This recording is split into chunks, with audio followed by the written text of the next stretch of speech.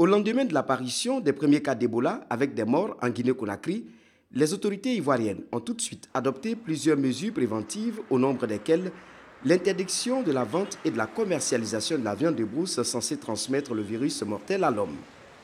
Les Ivoiriens sont pourtant friands de cette viande dont la consommation est comme une spécialité locale. La pilule est donc amère à avaler, comme dans ce restaurant de la ville de Toumoudi au centre de la Côte d'Ivoire, spécialisé dans la viande d'agouti. Il faut dire que ce n'est pas facile, c'est dur, parce que ça fait partie de nos mets les plus prisés. Mais si l'interdit fait suite à une maladie, il faut bien se conformer à ça. On se fait violence, quoi. Tout à l'heure, quand je suis arrivé, moi, c'est la viande de bœuf que j'ai trouvée. Donc, peut-être que les gens se cachent pour pouvoir manger ça. Mais on n'en trouve pas. Nous-mêmes, on cherche, on n'en trouve pas. Donc, tout à l'heure, c'est ce qu'on vient de manger là. C'est ce que vous avez trouvé. Plus que c'est interdit, on ne mange même plus, on n'en trouve même pas. Oh, mais monsieur, vous avez trouvé agouti ici? On n'en trouve pas. Depuis près de 2 semaines, c'est pas. Voilà, d'où c'est que le gouvernement dit, on les suit. Quand ça va commencer à aller, bon, on va commencer à manger s'il veut. Hein. S'il ne veut pas, on attend toujours. Voilà. À Abidjan, la capitale, les restaurants et maquis du quartier La Palmeraie attendent aussi désespérément les clients depuis l'annonce de la mesure. L'impact est perceptible, d'autant plus qu'ici, la spécialité culinaire est la viande de ces animaux. Chaises vides, matériel de cuisine rangé pour certaines déjà au bord de la faillite. Hier, j'ai 3 clients qui sont arrivés. Je leur ai proposé le poisson. Le monsieur m'a dit que lui n'a pas payé le transport de la ville pour venir manger du poisson. Que le poisson le trouve en ville, mais eux, ils ont payé le transport pour venir manger de la viande de brousse. Je trouve que la situation, en tout cas, c'est grave. Parce que depuis cela a fait des boulas là, ça fait qu'on n'arrive plus à vendre. Comme avant, les gens ne rentrent plus à la Palmeraie. Donc on ne sait plus ce qu'on fait. Parce que c'est de ça on se nourrit. On ne sait plus de quoi on fait. On est là entièrement, souvent on ne fait même pas aucune recette. On s'en va à la maison, le matin on vient, le soir on rentre sans rien. En tout cas c'est dur, on n'arrive plus à s'en sortir même. Même boisson qu'on vend ici, là, ça ne paye pas, ça ne marche même plus. Voilà, le coin est encore calme.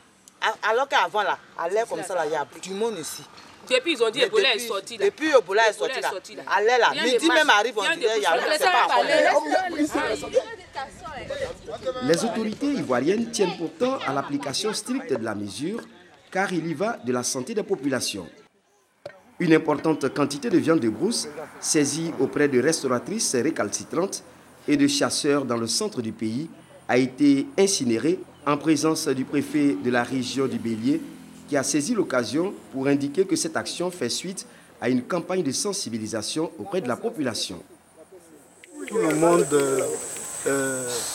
sait qu'aujourd'hui, la fièvre Ebola est aux portes de notre pays et donc la contamination n'est pas loin.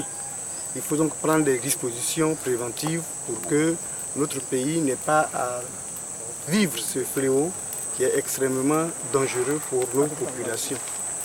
Et donc, conformément aux instructions du gouvernement, nous avons demandé à la direction régionale des eaux et forêts, après la rencontre avec toutes les couches socio-professionnelles, après les communiqués que nous avons fait passer dans les différentes radios de proximité, après les communiqués que nous avons fait passer dans les temples, les églises et les mosquées, après l'affichage de ces communiqués dans les lieux publics, nous avons estimé qu'il fallait passer quand même à l'action pour montrer à la population que c'est une maladie qui est sérieuse.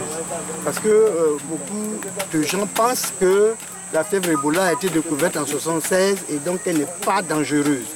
Il faut montrer qu'elle est dangereuse et que le vecteur principal qui est concerné, le vecteur principal par lequel la maladie se transmet, c'est d'abord les animaux, le gibier, les chauves-souris et les rongeurs, etc.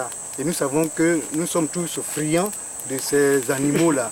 Et donc, si on ne prend pas de dispositions maintenant, c'est toutes les populations, et notamment la population locale qui pourra être mise en danger. Chez les restauratrices de la Palmeraie, le préjudice est énorme et pour se faire entendre, elles ont déjà décidé de se constituer en association. Nous, ce que nous voulons, c'est de rencontrer les autorités pour qu'on s'asseye pour discuter. On ne peut pas nous laisser comme ça. Il faudrait qu'ils fassent quelque chose pour nous. Nos enfants qui n'arrivent plus à aller à l'école, les derniers versements, on n'a pas pu les payer. Moi, ce mois-ci, le loyer, je ne l'ai pas payé. Donc, je fais comment? Il faudrait qu'ils m'écoutent. En rappel, en plus de l'interdiction de la vente et de la commercialisation de la viande de brousse, le gouvernement ivoirien, devant la menace que constitue le virus Ebola, a décidé de renforcer la surveillance épidémiologique à la frontière avec la Guinée et de sensibiliser les populations sur les comportements à observer pour éviter cette maladie. Droit Libre TV, la web télé 100% droits humains, 100% liberté d'expression.